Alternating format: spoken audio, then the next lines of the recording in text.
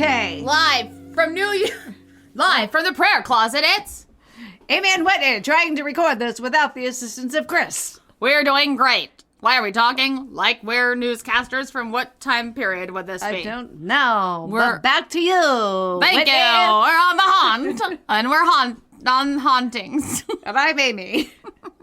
I think I said I'm Whitney. I don't know who I am. I'm Walter Cronkite. I'm Baba Wah. I'm Bubba Wawa. Never gets old. Oh my God, Trevor made us watch the Rick James skit from Dave Chappelle last night. Is that inappropriate? I don't know. I don't know. Anyway, here we are. It's us. We're back. Did you like that last episode about Stonehenge? So informative. Did you know how we talk about the bean field went down? We talk about depth for an hour. Did you enjoy that? Do you know about depth? Depths. Amy, what's up with your life? I'm still coughing. I can't. She's been coughing for a week. Oh my gosh. Do you want me to go first and give you a I've just moment? been coughing since we started laughing. Yeah. So I can't help it. So we need to stop laughing. I'm not a smoker. I'm not a vapor. I have great lungs, I think. She's not a vapor. I'm not really sure why. Vapor. Oh, God. Thank God I'm not. Can you imagine having to walk into, like, some of those stores? They have the dumbest names. Like, ooh, the Happy Cloud. Or I don't know. I know. It's like... It's so stupid. It is Shut stupid. up. Shut up. Quit vaping. You don't know what you're putting in your body. Yeah, what is in there? It hasn't been around long enough for us to know the residual Is it effects. nicotine? Yes, but there's got to be a lot of chemicals to make it smell like cotton candy and whatever. And it's like heating up in the cartridge or what. That can't be good. Well, smoking's bad too, but just find a different vice. Like, I don't know what. Like, chew gum. Or that's not the same, Amy. we can chew nicotine gum. Oh, I guess that sounds disgusting. Ugh. What does that taste like? I imagine just like a cigarette, chewing on a cigarette. Gross. What? God, cigarettes are nasty. I'm sorry if you smoke. That's whatever. But quit. It's growing bad. up with people who smoked it just. I literally watched my dad die of esophageal cancer. It's not a good way to go, folks. No. Nope. So just stop. Did you come here to be lectured today? Yeah. I'm glad you did. I'm sorry. Not sorry. Anyways. The second one's always weird. Sorry. We don't know what to talk about. No, we're just like insulting and yelling at people. It's getting closer to Halloween. Ooh, we're going to have to come up with a Halloween special. Would this be the Halloween episode? No. No? This is a week from today. Oh. Oh, so hello. Today is October 16th, 2022. To the spooky season. Cool. I got nothing. I got absolutely nothing. Have you been listening to any podcasts lately? No. I started listening to Morbid. I started at the beginning, and I really was like, ugh. Like, I don't know. The second episode, or maybe it's, excuse me, I burped. Maybe it's the third. They do Charles Manson. They keep being like, my boy Charlie, and I'm like, ugh. I don't know. Yeah, Just like nasty. Ugh. So I kind of stopped, and then Meghan Markle has a podcast. I started listening to it. Oh God. Anyway, my brain's not working.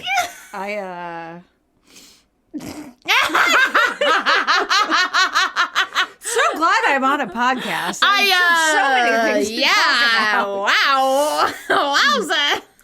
This is really I talk about everything in the first episode and I got nothing left. Well, I'm trying to think. There is something else I've been listening to.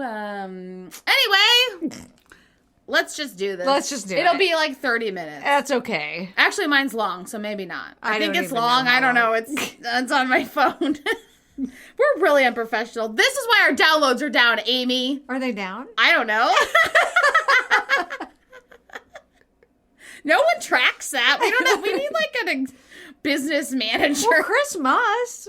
He compliments us. I don't know if he does. Well, we still Chris only is giving us empty compliments. We still only have 9 reviews on Apple Podcasts, which I don't understand. Well, I thought all of them went away, though. Well, they did, and then 9 people have since, you know. Well, that's good, though. No, how long have we been doing this second time? Now we have 9 from when they just all went away a couple weeks ago. They did not all go away a couple weeks ago. You said they did. No, they didn't. So they all went away from when we stopped and started, but... Oh. Where is... Okay, now Okay, 9's sad. 9 is sad. I mean, if you're one of those 9, thank you. Thank you so much. We appreciate you. And if you're not, what are you waiting for? Please just give us a 5-star review. Yeah, 9. Even if you don't mean it. One of them's mine. And what's embarrassing is that my username is WhitS11. Here's my review. These 2 are serious dorks, and I love them. Cracking up every week. That's not a lie. I am cracking We up are. every week. That's actual. At our own idiot. Oh my gosh. And here's one from Keaton. And the title, she meant to write spooky, but it says spoopy. She did it that night. We all slept in that bed together. Do you remember? Spoopy. Ooh, this is one spoopy podcast. That's obviously accurate. I mean, that's obviously the name of this podcast. I'm about to evacuate my bowels. How do you say your Kidneys? Bladder? Yes. I don't know how the body works. Where did your pee come from? Does your pee come from your bladder and your kidney process it? Kidneys to bladder, right? I don't know. Oh my God. One of these is Anna, I know. Anyway, thank you so much. Please review. It's so sad. And then I'm like, is this even working? Is there a glitch? Excuse me. No. Is there a glitch? Sadly, there is no technological reason for this. People hate us. It's just spoopy. God. And there's still, on my feed, it goes 68, 29, 69. Well, maybe that's why people don't like They're us. like, what is this? It's so confusing. Immature crap. Moving on. Give us a rating. We'd really appreciate it. You can say we're spoopy and, we appreciate it. Thank you so much. So I'm going to, we're always talking about how we thought it would be super, I'm just jumping in. Yeah. Super cool to be parapsychologists or in yes. that field. So I'm like, I'm going to Google parapsychology. Okay. And so I came to this article on Atlas Obscura. That's how I got to Atlas Obscura and found my last thing. So clearly I'm not even going in order. No. And this is an article by Linda Rodriguez McRobbie. Okay, Linda. Listen, Linda. Tell us, girl. She says, in terms of visual design, the cards are simple. The Britney Spears Oracle cards are simple. Not simple. They're not. They're amazing. 5 different shapes: a 5-pointed star, a circle, a square, a cross, and 3 wavy lines. Printed in black on a white background with an abstract blue pattern on the back like you'd find on a regular deck of cards. But what the cards are designed to do is a bit more complicated. They're intended to test something that half of Americans believe in and most of the scientific community says doesn't exist at all. Extrasensory perception, or ESP. Yeah. Since the 1930s, Zener cards, also known as ESP cards, have been used to quantify psychic ability.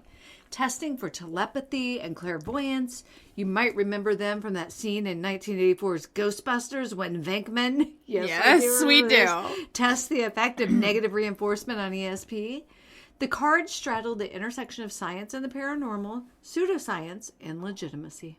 In a lot of ways, that's a space also occupied by the man who pioneered their use, Dr. Joseph B. Rhine, founder of the Duke Parapsychology Lab. That's so Our cool. People. Right? Why are we not working there? I know. Well, maybe we'll learn how to do something here. Get our start our own society. We just want to join a club, okay? We should start a club. But we don't want to have to be around other people or talk to anyone or leave our homes. So it's a virtual club where we're all quiet. But not via Zoom. So then how's it virtual? I don't know. It's just with you ESP. And me. Yes, we'll communicate with our minds. Someone's joining. Someone has joined the room. You're on mute. You're on mute. Bob, you're on mute. Can you hear me thinking this? I don't know why we're putting our fingers to our temples. Because it's necessary. No one can see us. But it's necessary to talk. I am the fire starter. All right. So Rhine's interest in the paranormal took hold in 1922 when he was a young plant physiologist earning a PhD in botany at the University of Chicago. Well, he took a hard left. He did. He's like, these freaking plants are boring. Unless they're talking to him. What was that movie with the beautiful Mark Wahlberg and Zooey Deschanel where she never blinked once? The Happening. Wasn't it like the plants were putting something off? Was it? I think. I don't know. I'm just He is rewriting so the whole beautiful. plot of the movie.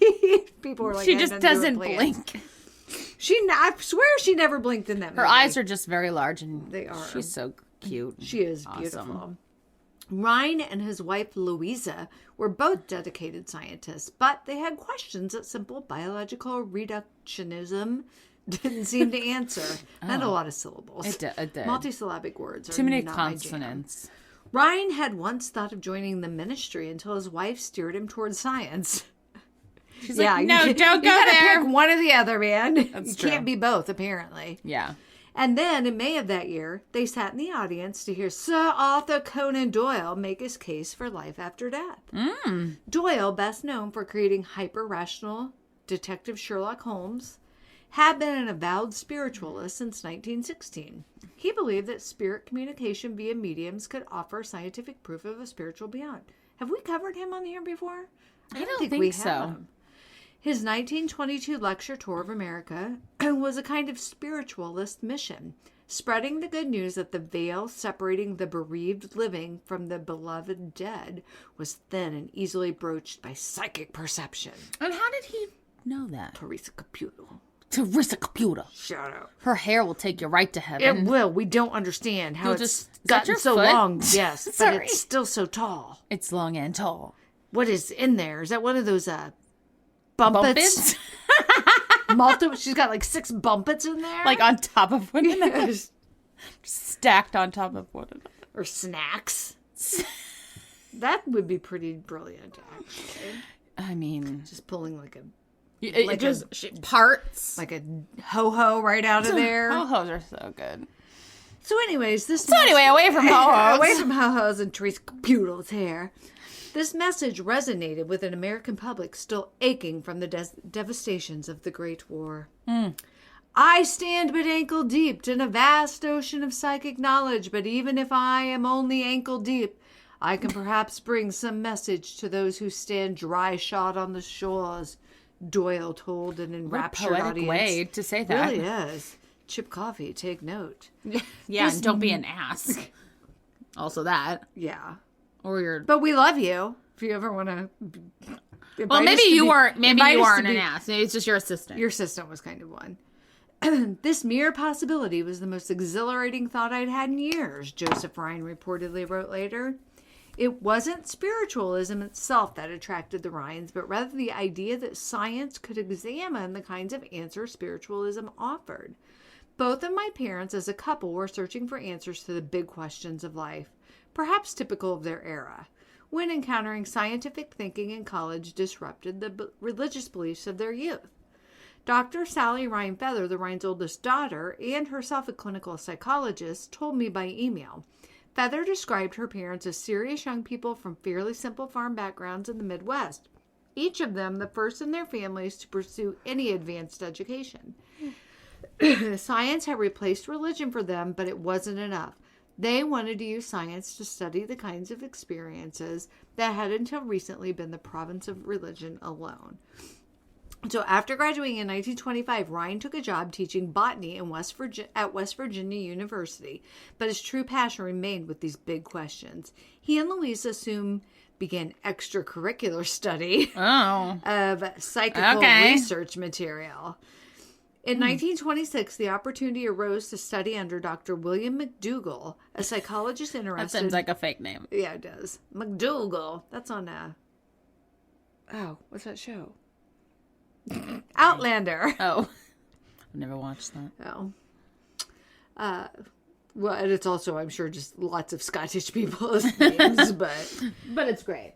he was interested in what was then called psychical research during his sabbatical from Harvard University. La-di-da. Rhine and Louisa leapt at it. They resigned their teaching positions, sold all their furniture, and moved to Boston. Wow. Dang, they were all in.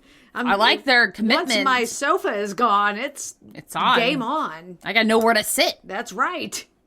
Literally nowhere to sit. Or drink my coffee. Or eat my breakfast. Pizza rolls. They decided to just abandon careers in plant physiology. I mean, it sounds kind of boring, so. To see if they could find scientific evidence for the afterlife, said Feather. One of the first places they looked was in the dark, stuffy parlor room of Mina Crandon, a prominent medium who often performs seances clad in only a dressing gown and stockings. What's a dressing gown? A robe? A robe and tights? I mean, that seems pretty covered. Yeah, I'm like, just not comfortable. Tights. No. Stockings are tights, right? Or the kind of stockings that only come up to like your knees. They're constantly sliding down. Yeah, like old lady. My grandma always wore those. And it's like, that's with not real fun. heavy shoes. I'm like, oh man. You think you'd want light shoes? You like would. like a croc. For sure. Or a nice ballet flat. Yeah. The Rhines found her performance risible, as Stacey Horn recounted in her fascinating book, Unbelievable, Investigations into Ghosts, Poltergeists, Telepathy, and Other Unseen Phenomena from the Duke Parapsychology Laboratory. That is a long book title. Yeah, it really is. The Rhines published their account of Crandon's fakery in 1927 in the Journal of Abnormal and Social Psychology, making an argument that would be turned against them for the rest of their lives.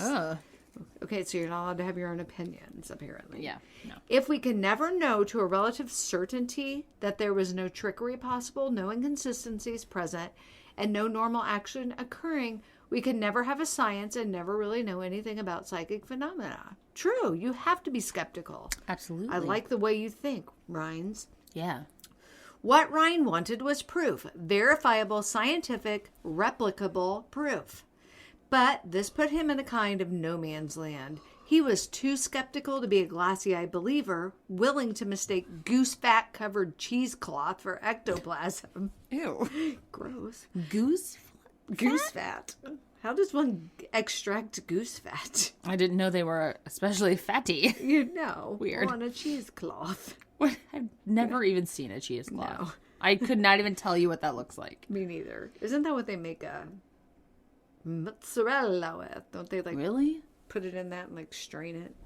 I don't know. Maybe not. Yeah, I think I know what you're talking about. That seems so But that's why gross. it's called cheesecloth, maybe? Because it like Is strains mozzarella water cheese? off cheese. Maybe they do that with lots of cheeses? Maybe. What Is do that we how know? all cheeses come into Do you make existence? cheese? I mean, I love some fresh mozzarella. And cheese in general. Like a nice mozzarella with like all the little tomatoes and stuff, you know, like little Caprese plate. salad? Yeah. No one cares. Cheesecloth. But not so skeptical that he dismissed the entire possibility of psychic phenomena. This would probably help.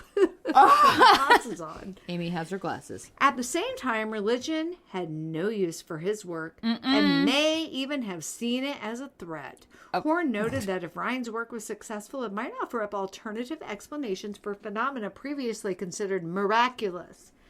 Ooh, I bet the church hated that. If you look at it, both sides were rooting against him. What Rhine did have going for him, however, was sheer force of character. You go, Rhine. Passionate about his research, led by his understanding of scientific method, and supported by his wife and partner who believed in his work just as strongly as he did, Rhine was ideally suited to drag psychic phenomena away from the tipping tables and Ouija board and into the world of science. Yeah, science. Get it, Rhine, get it. Science. In 1927, McDougall, Rhine's mentor in psychology and psychical research, moved to Duke University. The Rhines soon followed. Rhine taught psychology as an instructor.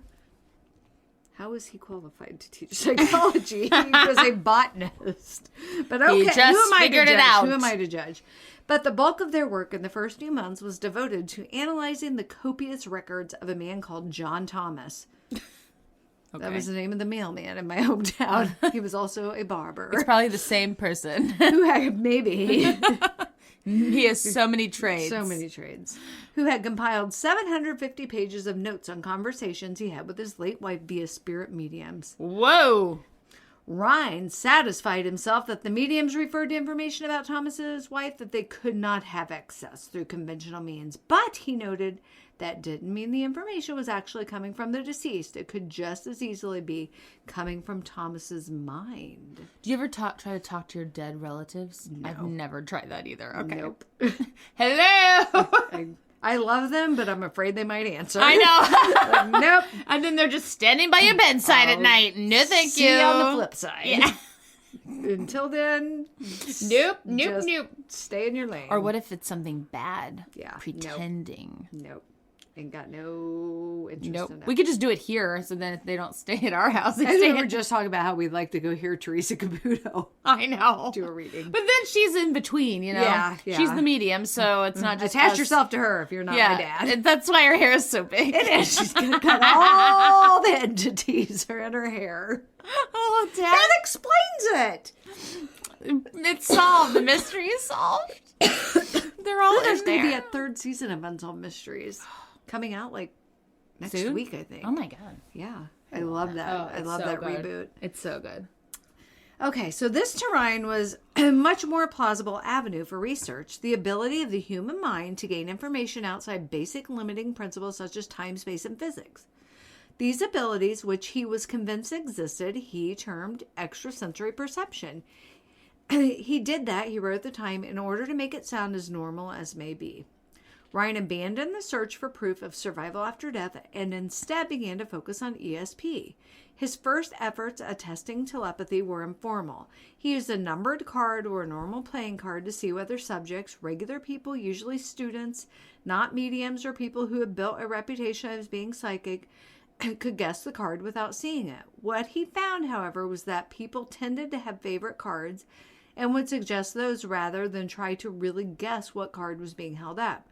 Rhine wanted an entirely new set of cards featuring images that had no previous associations in the minds of his subjects. For this, he turned to his colleague in the psychology department, psychologist Dr. Carl Zinner. Zinner, whose usual work focused on conditional responses, think Pavlov's dogs, selected the 5 simple symbols: star, the square, the circle, 3 wavy lines, and the cross, because people didn't seem to have a bias towards any one. Then the Zinner deck came with 5 sets of the 5 symbols, meaning that the chances of guessing the first card correctly was 1 in 5. But the chances of making 10 or more correct guesses in a run of 25 cards was about 1 in 20. Nothing magical about the method, but it was simple. Could hold attention, subject to evaluation, etc. A paradigm of how ESP could be tested. Explained Feather. Who was born in 1930 and grew up at Duke with her father's work. She remembers her mother using the Zinner cards to test neighborhood children around the kitchen table in their Durham home. Yep. Come on over. Are you psychic? What do you see? The tests were fun and popular with the Duke students, so they had no shortage of subjects. That would be so fun. That would be. In 1931, Rhine conducted 10,000 ESP tests with 63 students, many of whom he found scored better than chance. Some scored so well above chance so as to be statistically significant, including Duke Divinity graduate student Hubert Pierce, who once made 25 consecutive correct guesses, a full run of the Zinner deck. Well, that seems Yeah. unlikely. Hubert was psychic. Yeah, I mean, that's statistically impossible, I would imagine. I would think. Like 1 in a million. Yeah. Meanwhile, Rhine had begun to gather a team of graduates and undergraduates who were intrigued by his work. Feather recalled a palpable energy among the new parapsychology researchers. When they got a remarkable result, they'd be running in and out and jumping up and down. They were just excited about what they were doing. Well, good for them. That is exciting. In May 1934, Rhine published Extrasensory Perception, a book analyzing his, by then, 90,000 ESP trials. According to his 1981 obituary in the American Journal of Psychology, the book created both a popular and professional stir. The popular reaction was largely uncritical and approving. The professional one was the opposite. Well, I believe that.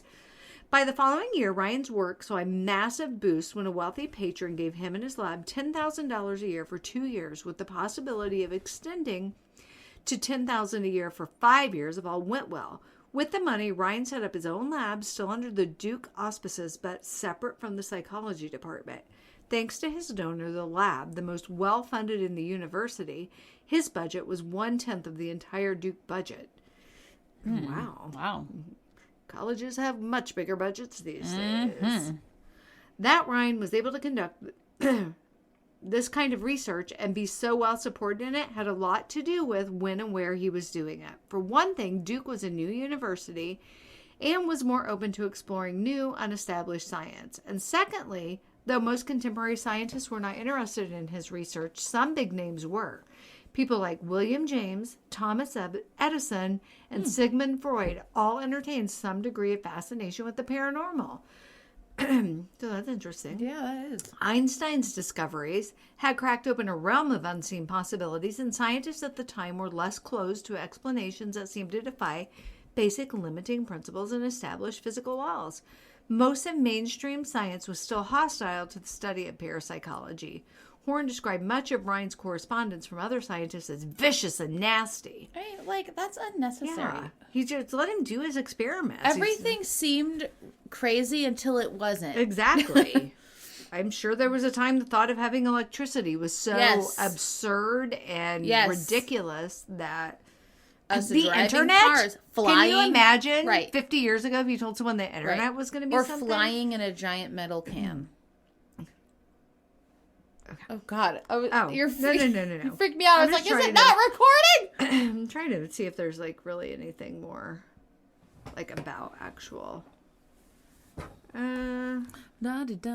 established a research center. Blah blah blah. So, anyways, that was kind of like he's kind of known as like the pioneering father of parapsychology. So I'm just going to go ahead and wrap it up there. Okay. Well, that's very interesting, and thank you for sharing that. You're welcome. Okay. Let me move on here. Moving on. Which of these do I want to talk? Which one of these do I want to use?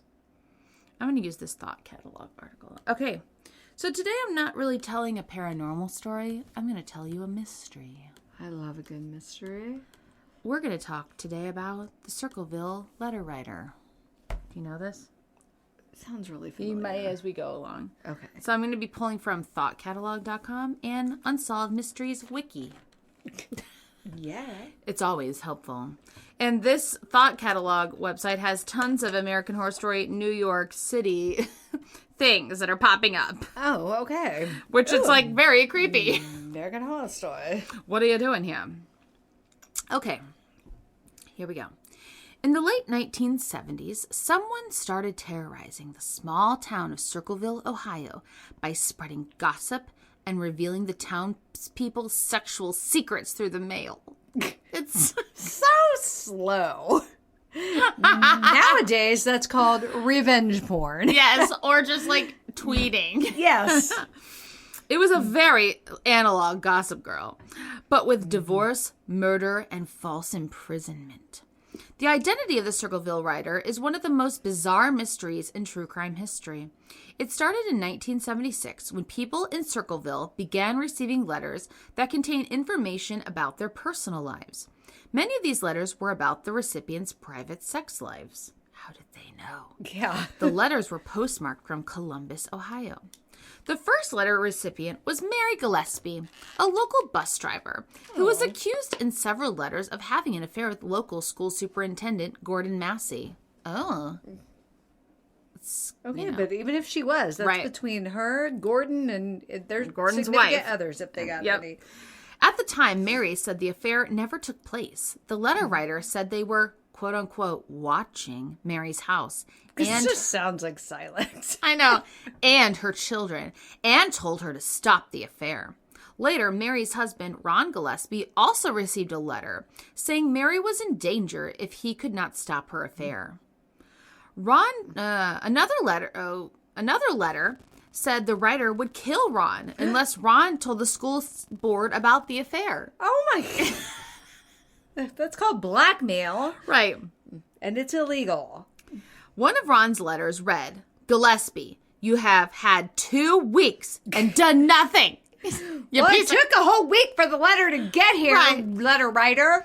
Make her admit the truth and inform the school board. If not, I will broadcast it on CBs, posters, signs, and billboards. Breaker, 8, 9. I don't know. Whatever that is. Mary Gillespie is trifling. She is. Until the truth comes out. So here's what the letters look like. Oh, it's very creepy. Slanted. This one says, stay away from Massey. Don't lie when questioned about knowing him. I know where you live. I've been observing your house and know you have children. Jeez, this is no joke. Threatening. Please take it serious. Please. Please. Everyone concerned has been notified and everything will be over soon. So random. Wow. Like the world is ending? What do you mean everything will be over soon? Please take this serious. From the beginning, Mary had a suspicion a fellow bus driver named David Longberry was the letter writer. Mary had previously rejected David romantically, and he still acted resentful towards her. Get over it. Come on, David. Your name's Longberry. No means no. Yeah. Mary and Ron Gillespie asked Ron's sister and her husband, Karen. Ron's sister and her husband, Karen, and Paul Fresshauer for help. Paul's sister was also informed of the existence of the letters, but no one else knew what was happening. The 5 people decided that Paul would write David Longberry a letter of their own. Okay. In the letter, Paul said he knew David was writing threatening letters to Mary and Ron. They believed the plan worked as the letters stopped coming for a few weeks. Oh. On August 19th, 1977, Ron Gillespie received a call and became angry. He got his gun and told his kids he was going to talk to the person who was writing the letters. Don't involve them. No. A few hours later, Ron Gillespie was found dead as a result of crashing his truck into a tree. Before he died, he had fired his gun. Oh. The official police report from Sheriff Dwight Radcliffe, not to be confused with Daniel. David, says that he David. died Sure as a result of a drunk driving accident. Despite Ron's family and friends, his friends and family saying he rarely drank and hadn't been drinking that day. After Ron's death, other residents in Circleville began receiving letters alleging that Sheriff Dwight Radcliffe was involved in a cover-up relating to Ron Gillespie's death. Sheriff Dwight Radcliffe said he thought foul play was involved at first. However, the other person, quote-unquote, involved, passed a polygraph test. And Ron's autopsy showed a blood alcohol content of 0.16, so he thought the cause of death was drunk driving. Unfortunately, there aren't details about how this other person was involved in the accident or who they were. After all of this, it turns out Mary Gillespie was having an affair with Gordon Massey. Mary! I'm shocked and appalled. Though she claims it started after the letters started. It just gave her the inspired idea. Her. She's like, well, he is kind of cute. I mean, would that work?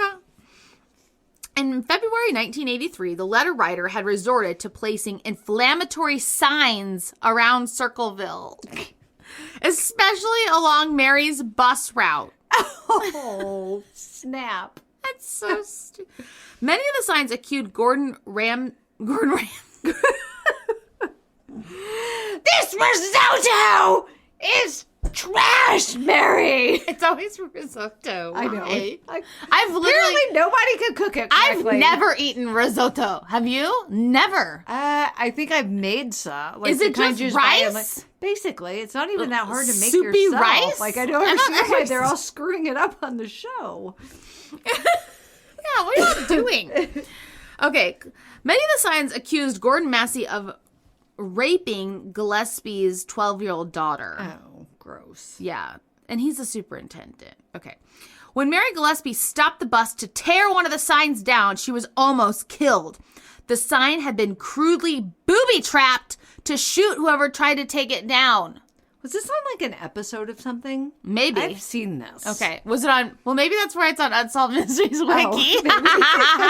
Maybe that's where I saw it. Police discovered the gun in the booby trap was registered to Paul Fresshauer, her brother-in-law.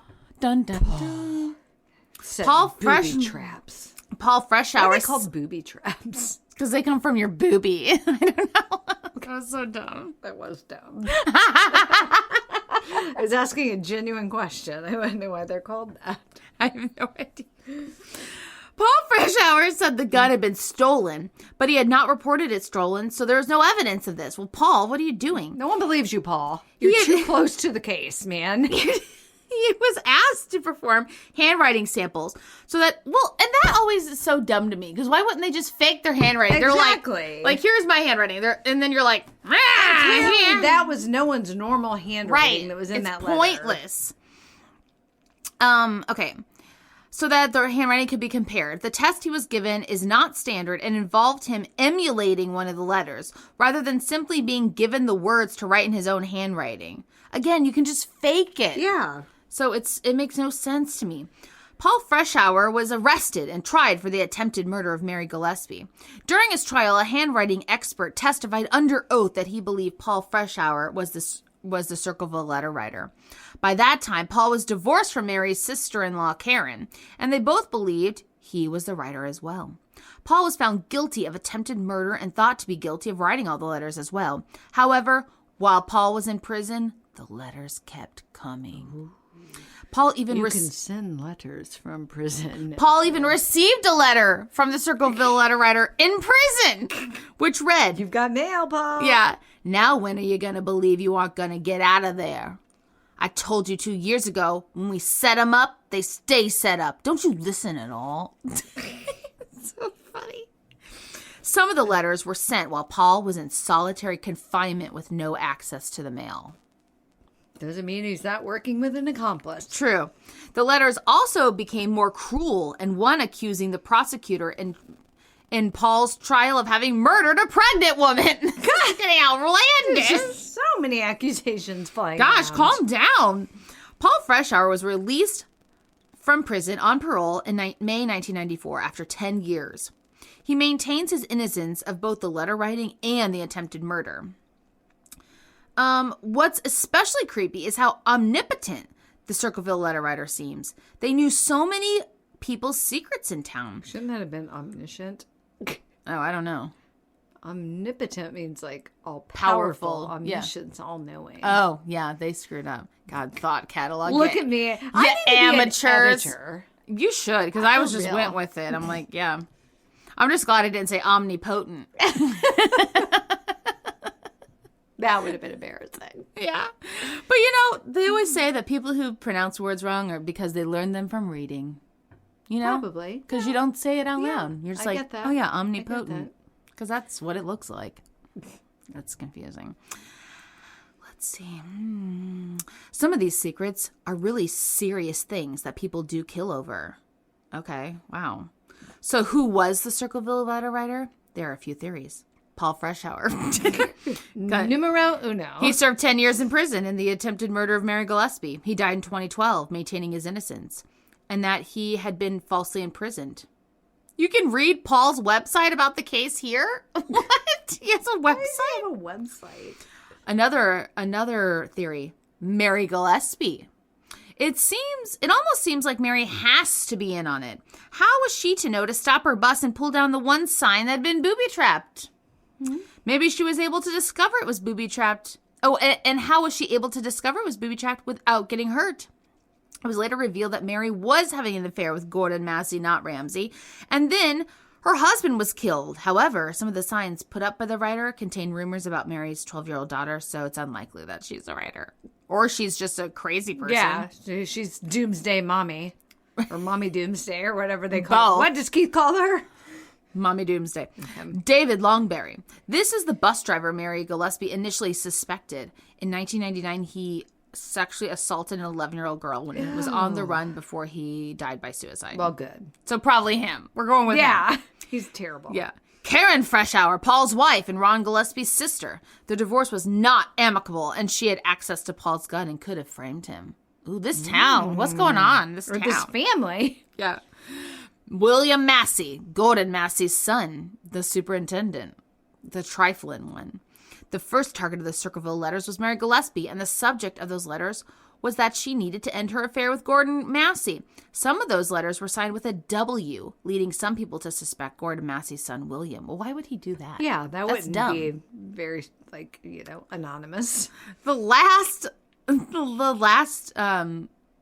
theory is the El Camino Man. I love an El Camino. Always. That's just you see an El Camino rolling down the road, you know they're ready to party. Yeah, for sure. A man was seen on the side of the road with a yellow El Camino in the same location that Mary Gillespie pulled over and found the booby-trapped sign 20 minutes later. A man Karen Freshour was dating at the time drove a yellow El Camino. The end. El Camino. Is it a car? Is it a truck? I don't know. What is the new season of American Horror Story about? I have no idea. Have they even released a trailer yet? I think they just keep releasing all these posters. It's very confusing. Yeah, what is... Hold on, there's this one too. Yeah, I don't know. Is it like... I don't know. These people have very blue eyes. This person just has black eyes. Like BDSM stuff or what? I don't know. Look at this guy. He's like... This, 10/19. That's soon. Yeah. Anyways. Accurate. Good job. Thank you. Learning how to use a calendar. That's 10 days from now. So, okay. Well, thank you for listening.